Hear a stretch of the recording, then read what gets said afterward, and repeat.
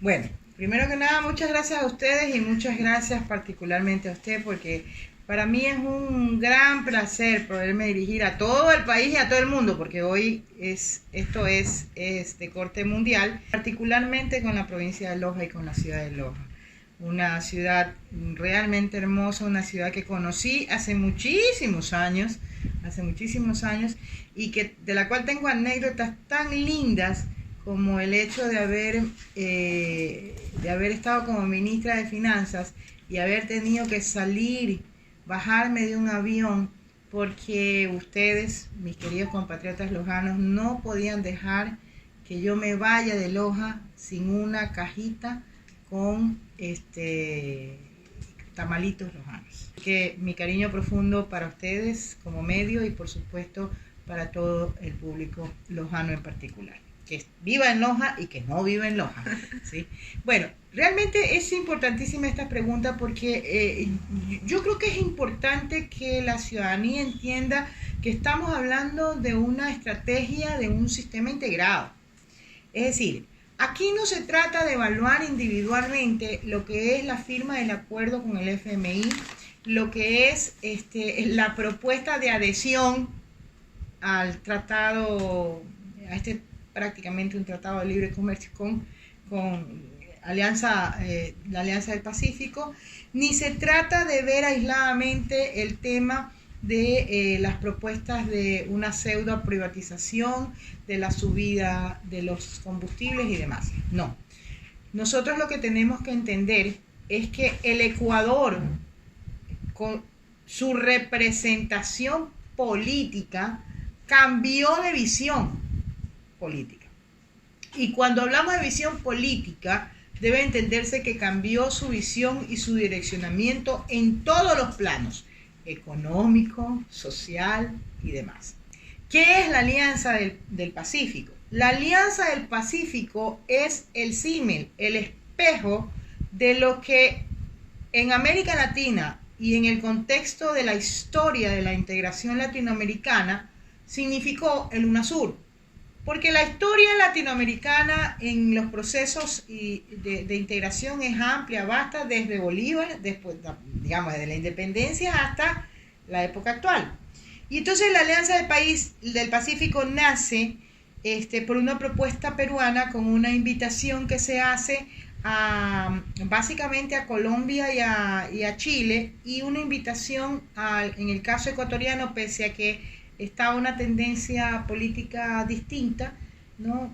Digamos que por una situación de orden político, nace como respuesta a yo diría que una amenaza muy fuerte de hegemonía de la integración latinoamericana, que en aquella época estaba manejada básicamente por la tendencia de izquierda que imperaba en América Latina. Pero estos países que lo conforman, como México, Chile, Perú, Colombia, que crean esta alianza y con la cual Ecuador aspira también a ser parte socio de esta Alianza del Pacífico, tienen moneda propia, pero Ecuador no tiene moneda propia. Claro, es que por eso digo, hay que ir avanzando cuáles son los efectos que va a tener. Efectivamente, uno de los gravísimos inconvenientes, o por lo menos problemas que vamos a tener que enfrentar, es que al ser Ecuador un país que no tiene manejo monetario, no tiene la capacidad de respuesta frente a cualquier shock o a cualquier externo o a cualquier inconveniente. Y va a estar limitado en la posibilidad de utilizar la única herramienta que nos queda, que es el manejo de la política comercial. Básicamente lo que son salvaguardas, ¿no, verdad? Y manejo arancelario para poder limitar lo que podría ser un desangramiento de divisas hacia el exterior. Mire usted que lo interesante, yo revisaba hace poco, mejor dicho, con ocasión de esta oportunidad que tenemos, revisaba un poquito las estadísticas hasta el 2017 del Banco Central del Ecuador, y realmente el único momento en que se frena la sangría o esa desventaja de salida es precisamente cuando se utilizaron las medidas de salvaguardas, ¿no es verdad? ¿Pero por qué? Porque lamentablemente el Ecuador no tenía posibilidades de un mecanismo de devaluación como sí lo tenía el resto de los países latinoamericanos. Esto con ocasión de la crisis, de la última crisis que vivimos, que en realidad comienzan o se reavivan todos los esquemas de crisis muy fuertes, ¿no verdad? A partir del 2008, ¿no? Pero lo que pasó en ese tiempo, en el gobierno anterior, el tema de las salvaguardias, no podía competir la producción y la economía de nuestro país con estos otros países que son miembros de la Alianza del Pacífico. Entonces, ¿por qué el gobierno busca actualmente ser socio y se cree que sí va a poder competir?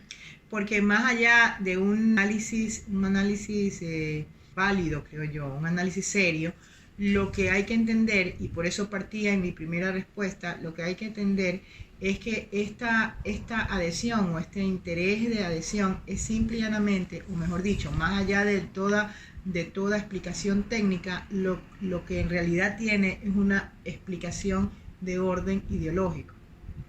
Así como en algún momento se criticaba y se decía que el ingreso a la UNASUR era una decisión de orden ideológico, ¿no verdad? Hoy estamos viviendo exactamente lo mismo, pero con la diferencia de que en el caso de la integración de UNASUR, yo creo que había un proyecto mucho más serio de integración que en el caso de la Alianza del Pacífico. ¿Y por qué? Porque la Alianza del Pacífico lo dice textualmente su marco de constitución. Ellos lo que abogan es por una libre circulación de bienes, de capitales, de servicios y de todo, ¿ya? Es decir, es un reeditar o es un establecimiento más bien para la recuperación de una hegemonía de corte internacional impuesta por Estados Unidos a través de su institucionalidad con Fondo Monetario, Banco Mundial, todo lo que es el libre mercado y demás, ¿no? Y lo que hay que entender es algo. En este momento la coyuntura internacional implica que estamos en una batalla fuerte entre la hegemonía de Estados Unidos y la de China. Para poder entender y que la ciudadanía entienda, usted dice que Ecuador busque ser miembro socio de esta Alianza del Pacífico es por un principio ideológico. ¿Pero ideológico para beneficiar a quién? Por supuesto. Es un principio ideológico en el sentido de que todas las piezas se están alineando en función de una filosofía neoliberal. Ubicar al Ecuador dentro del bloque neoliberal, que es lo que se está viendo, se está reconstituyendo en toda América Latina, ¿sí? Entonces, ya todos sabemos cuáles son los resultados y hacia dónde apunta esa visión. Apunta hacia beneficiar a las grandes empresas y sobre todo al sistema financiero internacional, representado por sistemas financieros nacionales. Pero pertenecer a este grupo comercial no es buscar nuevos horizontes para la economía del país, de que la producción nacional compita con productos de otros países, o es un simple mera discurso del gobierno actual que maneja. Yo creo que en ningún tratado, en ningún acuerdo y en ninguna propuesta pone lo malo que tiene la decisión. Y siempre usted sabe mejor que nadie como periodista que hay que decirlo en positivo, no en negativo. Ya, el problema y la responsabilidad que tenemos nosotros como ciudadanos y los técnicos alrededor de esto, ¿no verdad?, es saber leer entre líneas y saber interpretar bien qué es lo que quiere decir esto. ¿Por qué? Mañana, por ejemplo, le pongo en el caso, igualito que sucede en la Constitución, dice que es en busca de un mejoramiento del bienestar, un incremento de la producción y todo. Pero ¿cómo va a ser en el caso de la Alianza del Pacífico? Un mejoramiento y un bienestar para el país. Sí, el Ecuador tiene producciones similares a las que tienen los países con los que vamos a ingresar. Están menos preparados en todo lo que es investigación productiva, en todo lo que es manejo de mercados, en fin, ¿no? Toda la parte técnica que implica, ¿no verdad?, estas cuestiones, ¿no? Tiene menor y resulta que lo ponen a competir porque es un esquema de competencia. ¿Qué va a significar eso? ¿Quién va a ganar? ¿El que tiene más opciones o el que tiene menos opciones? El que tiene menos opciones. Sin embargo, claro, en el texto usted va a ver que esto busca incrementar el desarrollo, las exportaciones y toda la cuestión. Igualito que en la firma del Fondo Monetario Internacional. Mire usted qué dicen. Vamos a generar un esquema tributario de mayor equidad. Pero en el mismo párrafo dice, vamos a intensificar los impuestos indirectos.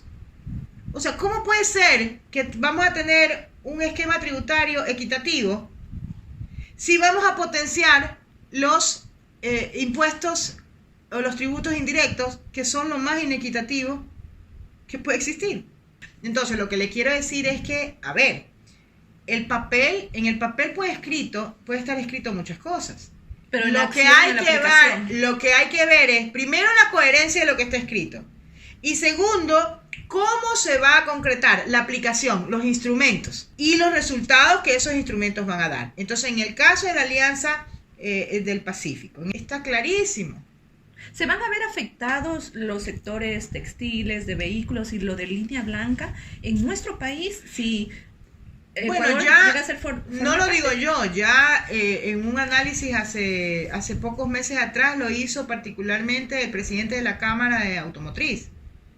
Porque usted se imagina lo que es competir con México. O sea, el sector de los vehículos. El sector de los vehículos. ¿Tiene la capacidad para competir con México? No, es que yo no soy experta ni estoy inmersa precisamente en esa industria. Entonces no le puedo contestar yo. Puedo hacerle referencia a un llamado de atención que ya hizo el presidente de la Cámara de los automotores. Ya eso está en la prensa hace mucho tiempo atrás. Aquí se lo plantea desde la perspectiva de que el problema es de desgravación arancelaria. Ecuador ya tiene desgravación arancelaria del 100% con Colombia y Perú, por la Cámara. Tiene el 98% con Chile. Con el que no tiene apenas creo que un poquito más del 3%, es con México. El problema por la cual no llegan, por ejemplo, las exportaciones de Ecuador a Chile, son por problemas pararancelarios. O sea, situaciones que tienen que ver más bien con el cumplimiento de normas técnicas, normas sanitarias, fitosanitarias. Es decir, lo que el Ecuador tiene que atacar no es lo que le propone o le facilita la Alianza para el Pacífico. Tiene que atacar los puntos de su ineficiencia interna. ¿Sí? ¿Su mal manejo económico?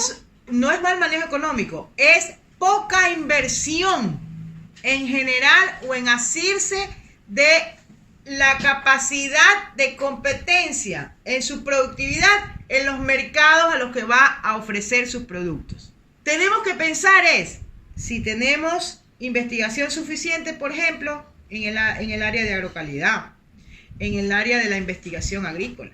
Si tenemos capacitación suficiente en el área de, ¿qué le digo yo?, tecnología organizacional. Si tenemos capacitación suficiente en el área de lo que es negocios internacionales, comercialización. O sea, se abre un campo enorme. Pero el problema es que no atacamos a la raíz del problema del comercio externo ecuatoriano. Y escúcheme algo, lo que es peor, no atacamos a lo que es la conciencia, la visión, y vamos a llamarlo por su nombre, pues, la corrupción privada, porque termina siendo corrupción. Entonces, no nos preocupamos de verificar si todos los dólares que deberían ingresar al país por exportaciones ingresan o se quedan afuera con triquiñuelas legales. No nos preocupamos de generar una verdadera revisión de si lo que importamos efectivamente es el precio real. Yo creo que el surgimiento o la estabilidad de esa balanza comercial, que es la que nos indica si vamos a tener los suficientes dólares, inclusive porque necesitamos sostener la dolarización. No estamos atacando las causas verdaderas. Yo comenzaría, primero, así como hay que atacar la corrupción pública, porque hay que darle duro a la corrupción pública. Verificar si no tenemos corrupción privada. ¿Y eso lo ha verificado el gobierno actual? Bueno, yo tengo conocimiento de que existen informes del Banco Central del Ecuador y de la SENAE al respecto. De hecho, en algún momento yo planteé en esos 2 escasos meses en que no me permitieron seguir con este tipo de planteamientos. Eso le iba a preguntar, ¿pudo hacer algo cuando estuvo en el ministerio? Lo planteé, pero la semana siguiente ya no era ministra. ¿Cuál fue su planteamiento? Mi planteamiento fue que se haga un estudio serio, porque lo que teníamos era un estudio referencial del Banco Central del Ecuador. Entonces yo por eso no tomé las medidas, porque yo considero que uno tiene que actuar cuando tiene real comprobación, seria, ¿no? Entonces, si bien era originado en el Banco Central del Ecuador, ¿sí? Creo que debía de hacerse un estudio más serio. Sin decirle que el SRI también me facilitó, cuando yo veo esto, entonces comienzo a indagar, y el SRI me facilitó algunos estudios, o por lo menos uno en concreto, de algunos observatorios internacionales que hablan y que inclusive se encargan de cuantificar, ¿no? De cuantificar estas diferencias de ingresos, ¿no? ¿Verdad?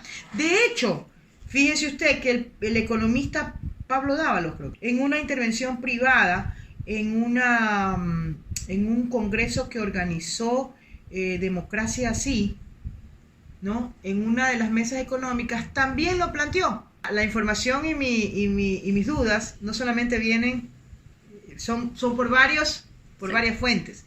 Lamentablemente a la semana siguiente que lo planteé, y que ojo, no se lo planteé solamente al gobierno y que no me dijeron nada respecto a que no estuvieran de acuerdo, sino que se lo planteé en la última reunión que tuve con el comité empresarial, que en ese momento era presidido por el economista Richard Martínez, actual ministro de Economía y Finanzas, y no le gustó para nada, como tampoco le gustó para nada al señor Alarcón, y no le gustó para nada al señor, ¿cómo es el de la Cámara? Arosemena. ¿Por qué? Porque uno de los grandes beneficiados con la Alianza del Pacífico es precisamente los sectores exportadores e importadores. ¿Sí? ¿Ya? Y por eso es que el apoyo rotundo, pues, ¿no? El apoyo rotundo. Entonces no le gustó para nada. La única que reaccionó ante la propuesta, pero reaccionó después de 15 minutos de que la lancé, ante la propuesta de que había que proteger a los empresarios honestos del país, fue la señora Acosta, que dijo que pues sí, que por supuesto, pero simplemente dijo sí, por supuesto, y reaccionó después de 15 minutos. ¿Hay honestos empresarios en nuestro país? Yo creo que sí. Porque en el gobierno anterior, y bueno, se lo pregunto porque usted fue ministra del gobierno anterior, ministra del gobierno actual, con distintos... Bueno, en el gobierno actual no fui ministra, no me dieron chance. Con distintos liderazgos. Y yo creo que se puede medir la diferencia cuando me dan tiempo para ser ministra y cuando no me dan tiempo para ser ministra. Yo creo que los resultados, no para la esfera nacional, sino mundial, que logré en el primer edificio, en la primera parte, o sea, ese era el temor, yo creo que de que siga siendo ministra. Pero bueno, a la final fue parte. Sí, 2 días o 2 meses fue parte del gobierno actual. No parte, estuve. Colaboró para el gobierno. ¿Qué es a la final? Parte de un gobierno. No, hace la gran diferencia. A la cabeza con distintos liderazgos. No, hace la diferencia. Por así decirlo. ¿Cómo es que se llama? Por experiencia le digo, hace la diferencia. Pero en el gobierno anterior se planteó el tema de las salvaguardias bajo el argumento de que se quería proteger la producción nacional. Actualmente, el gobierno actual, que usted fue escasos 2 meses ministra de Economía, se dice o se argumenta que es abrir nuevos horizontes, plantear o poner a la producción nacional a competir con estos otros países que son miembros socios, como es Chile, Colombia, Perú, México, y entre otros países europeos que también aspiran a formar parte de esta Alianza del Pacífico. Entonces, ¿no es un poco, o a lo mejor en el gobierno anterior se subestimó a la producción nacional de que compita con otros países para que sea de mejor calidad? Yo le voy a contestar de esta manera. ¿Usted cree que es realista la cita bíblica de David versus Goliat? Conteste. Usted es la entrevistada. Pero yo lo estoy haciendo para hacerlo de alguna manera dinámico el tema. ¿Usted cree que es realista que esa cita bíblica se dé? A ver, el tema no es subestimar, el tema es tener los pies sobre la tierra. El tema es que usted no pondría nunca a pelear a una, que no sea capaz de obtenerlo, sino que no tenga las condiciones en este momento, ¿sí? Versus alguien que ya está hecho. A ver, la historia lo indica. El proteccionismo que Estados Unidos implementó en su momento fue ¿para qué? Para fortalecer sus industrias. Solamente cuando es fuerte, es que promulgó el libre comercio. Cuando era más capacitado para comerse al mundo, digamos así. Pero en 10 años del gobierno anterior no se pudo fortalecer la industria y la producción de nuestro país. Yo creo que ahí está el tema. Es que justamente ahí está el tema y ahí están los errores de ejecución. Y ahí es donde hay que mirar también a ver quiénes fueron los ejecutores y por qué, pues. Entonces, lo primero que tendríamos que preguntarnos es, ¿dónde están esas famosas, ¿cómo es que se llama? Agendas de producción sistemáticas. ¿Dónde están? ¿Para qué se trabajó? ¿O es que no se estaba trabajando para eso? Porque 10 años que se supone que manejaban ¿quién aconsejó, atiéndame, quién aconsejó ser observador de la Alianza del Pacífico? ¿No fue la misma ministra que era encargada de la coordinación de la producción? Y lo que no sabemos es cuál fue el verdadero consejo.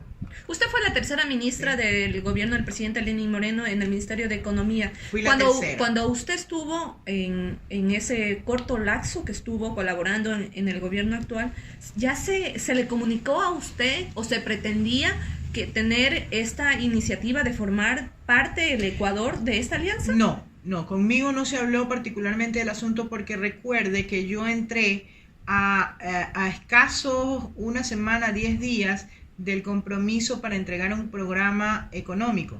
Y cuando entro yo y el presidente dispone que se me entregue lo avanzado, se me entregaron 2 páginas. Por eso es que yo acepto la propuesta del comité empresarial, básicamente, que dice, mire, ¿sabe qué? Tiene 10 días, yo creo que por lo menos un mes habrá que darle para que haga algo. Menos mal que el comité empresarial no sabía que solamente tenía 2 páginas, o si la sabía, era una forma de también abocar, ¿para qué? Para presionar de que yo aceptara tal vez programas económicos ya hechos, ¿no verdad? Entonces yo me dediqué fue a ser responsable con presentar por lo menos algo decente ante el pueblo ecuatoriano. Por eso es que ese primer programa económico que yo presento, lo presento con líneas muy gruesas, ¿no verdad? Pero siempre dejo abiertas agendas de trabajo que tenían que ser intensificadas, ¿sí? Una de ellas, por ejemplo, la agenda de la economía popular y solidaria, desde la perspectiva de una transformación de concepción de estructura productiva del país. Pero en todo caso, conmigo no se llegó a ese tema. Y automáticamente cuando se presenta el programa económico, ingreso a trabajar en la ley económica urgente, ¿no verdad? Que yo ya no llegué a plantear, y pregúntese por qué no la llegué a plantear, ¿no? Por obvias razones, pues, ¿no? ¿No? Y quien retoma o quien toma las riendas del asunto, pues, por ejemplo, entre otras cosas, incluye en la remisión de intereses. Por ejemplo, la remisión de intereses yo lo planteé siempre como un proceso de reactivación productiva, y por eso era para micros y pequeñas empresas, ¿no verdad? Y además dándoles un año de plazo, porque si no, de nada servía, porque la gente no, a ese nivel no tiene, ¿no verdad? Y solamente acepté que se incluyeran grandes empresas, pero no maltratando los intereses de los trabajadores. Ahí sí, por una cuestión de orden netamente de recaudación, porque necesitábamos. ¿Y por qué lo necesitábamos? Porque muchas de las cosas que estaban inscritas en el presupuesto del Estado era imposible realizarlas, no se iban a dar. Y además confirmé pues que aparentemente siempre se tuvo dudas de que se iban a dar, ¿no verdad? Entonces ya a estas alturas del partido iba a ser imposible. Y necesitábamos sí equilibrar ese presupuesto. Y entonces, pero fíjese usted que yo jamás en mi vida se me hubiera ocurrido incluir el perdón para los importadores que tuvieran a los cuales se les haya hecho una revisión, como estipula y se les haya encontrado que tenían un fraude al Estado. Y se incluyó. Y lo que no ha hecho nada el gobierno actual lo ha dejado pasar. Y se incluyó, ¿no es verdad? Entonces, son cosas que, bueno, son pequeños detalles que en todo caso ya no vale llorar sobre la leche derramada, dicen algunos, ¿no? Pero en esa época no se me habló en concreto de la Alianza del Pacífico, y yo creo que efectivamente ese es otro tema más que me hace pensar que realmente, si uno ve las declaraciones de Lenín Moreno en mayo del 2017, en donde dice, o sea, es obvio que dice que la Alianza del Pacífico no soluciona los problemas del comercio exterior ecuatoriano, ¿verdad? Pero ahora mantiene otro discurso. Entonces, espérese, entonces justamente en el 2018, pero 2018 después de mayo, que fue mi salida, recién habla de la intención de proponer, ¿no verdad? Y hoy dice que es lo que más nos conviene. Pero ojo, es obvio que esto es parte de un paquete integral, porque a raíz de mayo 16, que yo dejo el Ministerio de Finanzas, es que se comienza a intensificar el tema FMI, ¿sí? La firma del acuerdo con el FMI, y ahora comienzan a surgir toda esta institucionalidad. Por eso es que yo le decía al principio, esto hay que verlo como un todo. No es que la Alianza del Pacífico está suelta, aislada del acuerdo. No, es que tiene que enmarcarse todo el Ecuador y todas las perspectivas del Ecuador tienen que enmarcarse dentro de este tutorial norteamericano, estadounidense, ¿sí? Con la relación con las institucionalidades que él tutela. Y es evidente que la Alianza del Pacífico, en la Alianza hay un tutelaje norteamericano. Y es evidente que sigue la misma línea y que ahí sí se complementan con las otras instancias de los distintos planos. El FMI con la política económica general, macroeconómica, Alianza del Pacífico con la política comercial, pues. O sea, esto es parte de... Es parte de lo de la carta de intención que se firmó con el Fondo Monetario Internacional. No de la parte de la carta de intención. La carta de intención y el acuerdo del Fondo Monetario Internacional, más esta adhesión, es parte del proyecto global. Del FMI. Y el proyecto global, el FMI es una institución más. El proyecto global es el retorno a unas prácticas neoliberalistas, ¿sí? ¿Por qué? Porque recordemos que los poderes económicos hegemónicos del país tienen que recobrar el manejo, porque cuidado, en estos 10 años no es que estuvieron excluidos de las rentabilidades, estuvieron excluidos de las decisiones, de cierta manera. El poder no lo manejaban, porque de una u otra manera hemos visto que, igual, se vieron golpeados en su institucionalidad, más no en sus rendimientos. Se va a conocer en este segundo semestre de este 2019 de que si Ecuador ha hecho todas las reuniones y ha postulado para ser miembro socio, y que también dentro de la lista estaría también otros países europeos como es Canadá, Australia, Nueva Zelanda y Singapur. ¿Está Ecuador, y con todo esto lo que usted ha manifestado y ha argumentado, a la altura de comercial para competir ya con los miembros que ya son parte y con los que se van a adherir en lo posterior? Yo me cuido mucho de las palabras que utilizo. Yo no diría que no lo pongamos como si está a la altura. El Ecuador siempre va a estar a la altura de cualquier país del mundo. Lo que hay que preguntar, y lo que yo creo que es su intencionalidad, ¿verdad?, es preguntarme si está capacitado, si está fuerte y maduro para hacer este enfrentamiento. Yo creo que definitivamente no. Ahora, hay que entender algo y hay que tener mucho cuidado con algo. El convenio marco de la Alianza para el Pacífico determina que el país que ingrese tiene que tener con todos y cada uno de los países miembros convenios de tratados de libre comercio, ¿no es verdad? ¿Ya? Cuando se es observador, se tiene que tener con la mitad de los países acuerdos, ¿no verdad? De los cuales ya tiene, solo le falta con México. México, exacto. Sí, pero acuérdese una cosa, Panamá puso su posibilidad de adherirse y justamente el hecho de no haber avanzado en esos convenios es lo que todavía no lo lleva. En cambio, Costa Rica lo puso, ¿no verdad? Y ya creo que Costa Rica está a puertas de ser miembro socio. El hecho de que Ecuador le falte todavía ese acuerdo no significa que las cosas vayan rápido. Pero entonces, adhiriéndonos y ya formando parte, hipotéticamente hablando, formando parte de esta Alianza del Pacífico, ¿qué es lo que le espera al sector comercial y la producción nacional? ¿Se la va a quebrar de alguna manera? No sé si es el término correcto, quebrar, o la va a golpear. Le espera un golpe muy fuerte. Porque el problema va a ser que no se han solucionado las barreras reales del ingreso de los productos. Y en ese sentido, al no solucionarse esas barreras, lo único que estaríamos haciendo es abrir por el lado arancelario los mercados. Y entonces no me baste decir que nosotros vamos a poder equiparar la cantidad de productos para ir a vender a México que lo que México puede vendernos a nosotros.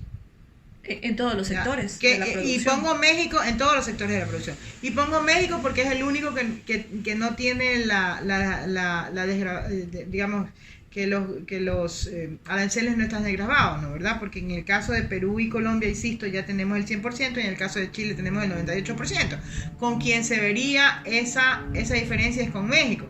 El tema que realmente nos golpea, de normas técnicas, ¿verdad? De normas sanitarias y demás.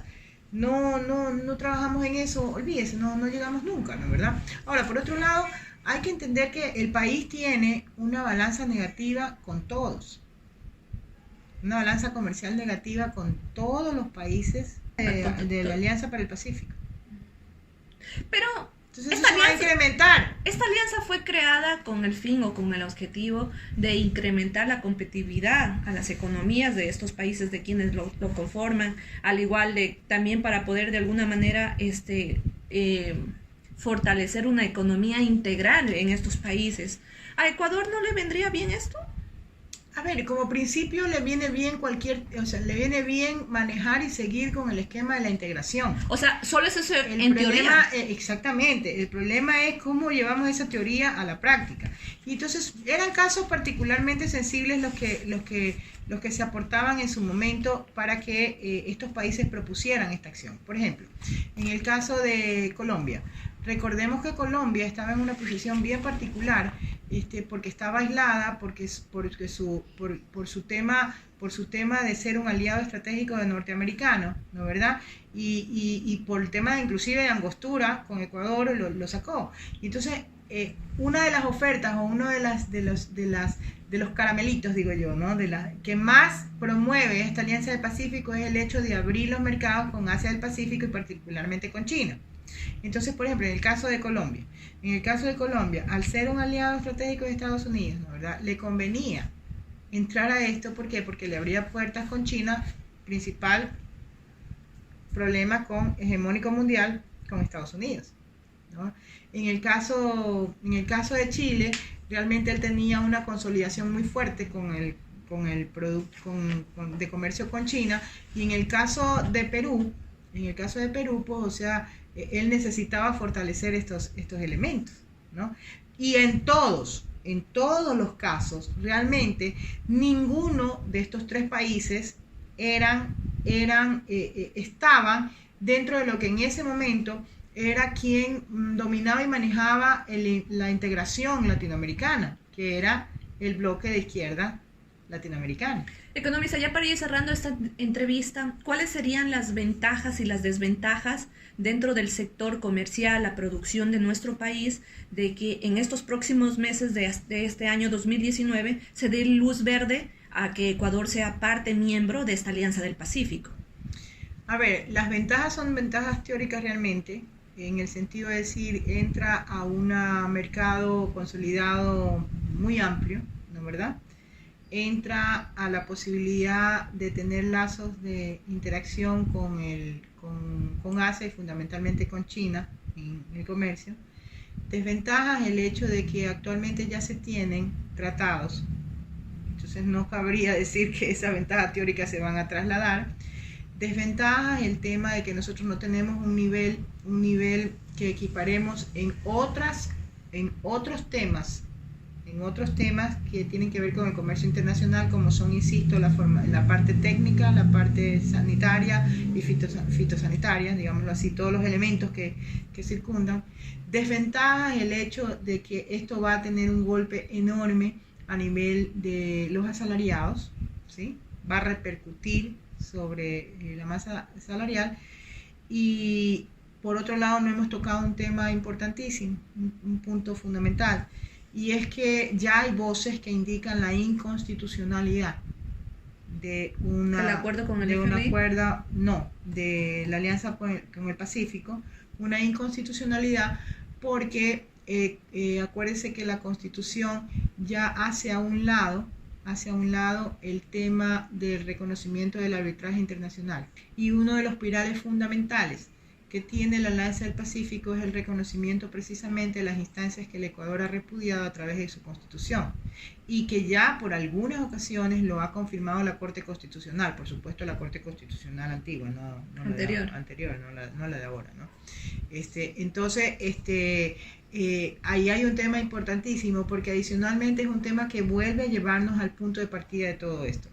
Hay un tema de la visión de soberanía nacional, que es de otro corte, pero que lamentablemente todos estos temas van a repercutir en el bienestar. En el ciudadano. A la final, ¿quién va a ser el mayor afectado? El ciudadano. Como siempre, el ciudadano común y corriente, como siempre. Pero insisto, va a ser afectado en los distintos sectores. En los distintos sectores, en los distintos niveles, y va a ser afectado en el conjunto, porque todas las medidas, independientemente que se están tomando, o desde todos los sistemas, perspectivas, apuntan exactamente a lo mismo. A un mismo que objetivo. Es un fortalecimiento del sector empresarial, gran sector empresarial, un fortalecimiento del sistema financiero nacional, y con esto digo pues una apertura para que una nueva dominación externa hacia el interior. Esto acarrea lo que es mayor concentración, esto acarrea lo que es mayor pauperización de lo que es el poblador medio común trabajador, ¿no? Y no digamos profesional, pues, ¿no? Entonces, el golpeado, en definitiva, va a ser el pueblo ecuatoriano. ¿Por qué? Porque vamos a reeditar la fórmula mágica de antes, de la época anterior al gobierno de la esperanza, que le llamaba yo, ¿no, verdad?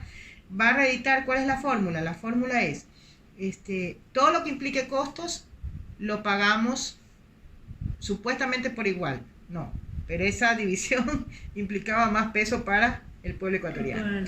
Pero todo lo que signifique beneficios no va para ti, va a los grandes sectores. A los grandes sectores, a los grandes poderes económicos. ¿Y eso es lo que va a ocasionar ahora esto?